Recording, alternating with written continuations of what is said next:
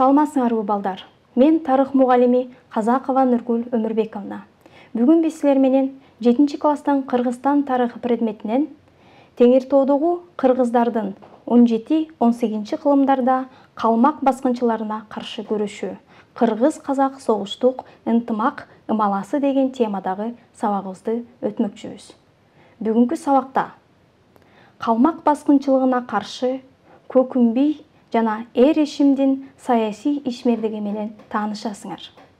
Кыргыз-казак согуштук ынтымак ымаласынын себептери жөнүндө билимдерге ээ болосуңар. Ойрот калмак мамлекетинин түзүлүшү 17 кылымда, 18 кылымдын биринчи жарымында ойрот калмак баскынчылары Кыргызстанга кайра-кайра талоончул жууртуулдарды уюштуруп, кыргыз айылдарына кол салып турушкан. Илимий эмгектерде жана тарыхый булактарда бул эл бир нече ат менен белгилүү. Ойроттор, өлөттөр, жуңгарлар жана калмактар. Калмактар деп түрк тилдүү элдер тарабынан аталышы. Эгерде китебиңерди окуп жаткан учурда ушул аттардын кайсынысы гана жолукпасын, бардыгы бир эле эл жөнүндө болуп жатат деп түшүнгүлө. Булардын ойроттордун мекендеген жери Монголиянын батыш тарабындагы кеңири аймактарды мекендешчү. 15 кылымда ойроттордун өз алдынча хандыгы түзүлгөн. 15 кылымдын экинчи жарымында ич ара согуштардын айынан бир нече майда хандыктарга бөлүнүп кеткен. 16 кылымда калмактар кайра биригип Дербен ойрот, же болбосо 4 ойрот союзун түзүшкөн.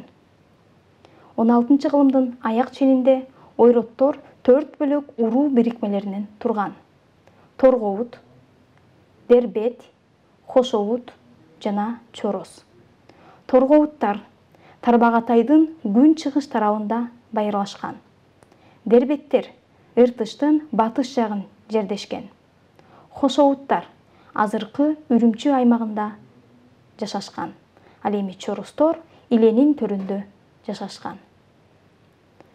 Кыргыз-казактардын ынтымагынын чыңдалышы 17 кылымдын биринчи чейрегинде Казак ханы Эшим хан кыргыздар менен казактардын ынтымагын бекемдегенге аракет кылган.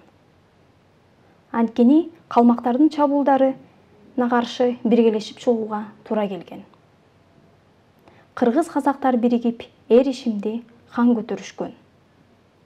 Эшим хан кеңешип иш кылалы деп Ташкенттин төмөн жагындагы Көк төбө деген жерге кыргыз-казактардын билярмандарын, журт башчыларын чогултуп жыйын уюштурган.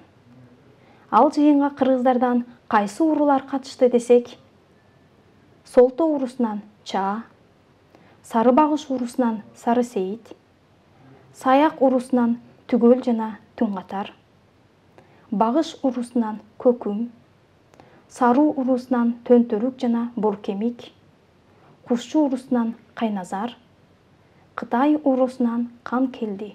Көкүмбий менен Эшим хандын мезгилинде эки элдин ынтымагы андан ары бекемделген.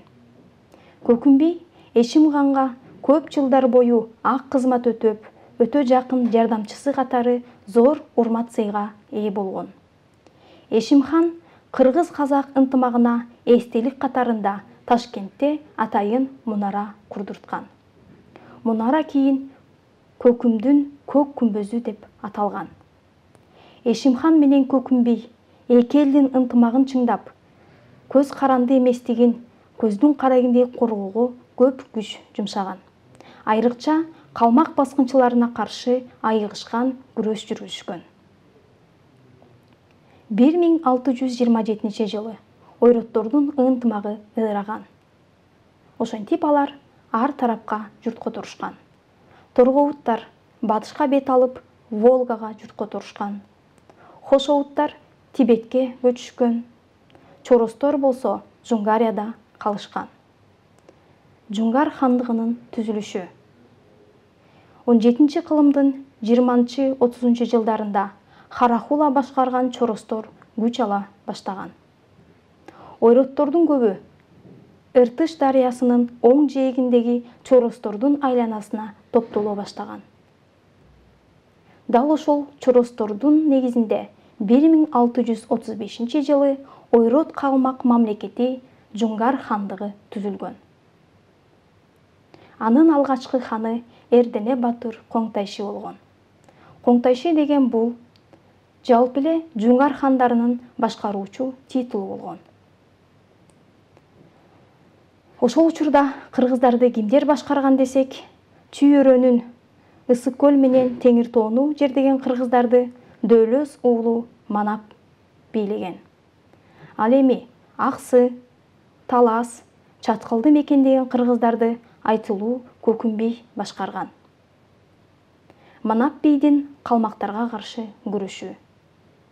Жуңгар хандыгына каршы алгачкы жортуулдардын биринде кыргыз казактын бириккен колун аркалык кыргыздардын улугу Манап би жетектеген.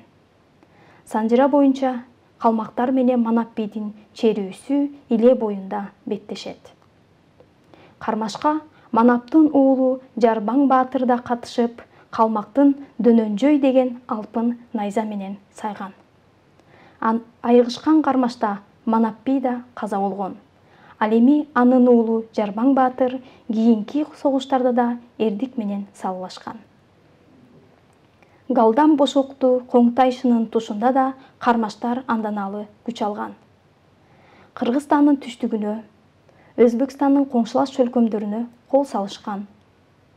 1681 жылы жана 1683 жылы Казакстандын түштүгүнө кол салган. 1683 жылы калмактар Анжан тараптагы тоолук кыргыздарга кол салат. Кыргыздар өзбектер менен биргеликте душмандарга туруштук беришкен. 1684-1685 жыл дагы жортуул уюштурулуп, бирок калмак төрөлөрү кыргыз жерин өз бийлигине толук орното алган эмес. 17-кылымдын 90 жылдарында жуңгарлардын кызымы азайган. Ага бир нече себептери бар. Биринчиден, кыргыз-казак саясий ынтымагынын бекемделиши. Экинчиден, кыргыз-казак союзуна каракалпактардын кошулушу. Үчүнчүдөн, Тауке хандын тушунда Казак хандыгынын чыңдалышы. Жана төртүнчүдөн, чыгышта манжурларга каршы күрөштө калмактардын алсырашы себеп болгон. Кыргыз-казак менен жуңгарлардын ортосундагы салгылаш Цеван Рабдандын, айрыкча Галдан Серендин тушунда кайрадан күч алган. 17-кылымда Жуңгар хандыгынын алсырап баратканын баамдаган кыргыз менен казактар тарттырып ийген Жуңгарияга чектеш аймактарын кайтарып алууга аракет кылышкан. Бирок 1723 жылы жуңгарлардын 60 000 жоокерине дуушар болуп жеңилип калышкан. Кыргыздардын бир бөлүгү Ферганага, казактар Бухара, Коджент жана Самаркандка кире качууга аргасыз болушкан. Жеңилип калган кыргыз менен казактар бир топ жеринен ажыраган. Казактардын ордо шаары Түркстан душмандардын колуна өткөн. 1723 жылы Ысык көлдүн чыгыш тарабын Цеван Рабдан каратып алган. Кыргыз урууларынын жердеген жери. Кыргыз урууларынын көпчүлүгү мурдагы конуштарында өз мекенинде кала беришкен. Алар Чүйдөн Балкашка чейинки кеңири аймакта Ысык көлдүн күнгөй бетинде көчүп жүрүшкөн. 17-кылымдын экинчи жарымында Теңир тоолук айрым кыргыз уруулары калмактарга туруштук бере албай, убактылуу Фергана аймагына жана Чыгыш Түркстанга, Каратегин, Гисарга сүрүлүп кеткен. Ата журтка кайтуу учурду качкын кыргыздар ар дайым чыдамсыздык менен самап келишкен. 18-кылымдын экинчи жарымында араң ага ээ болушкан.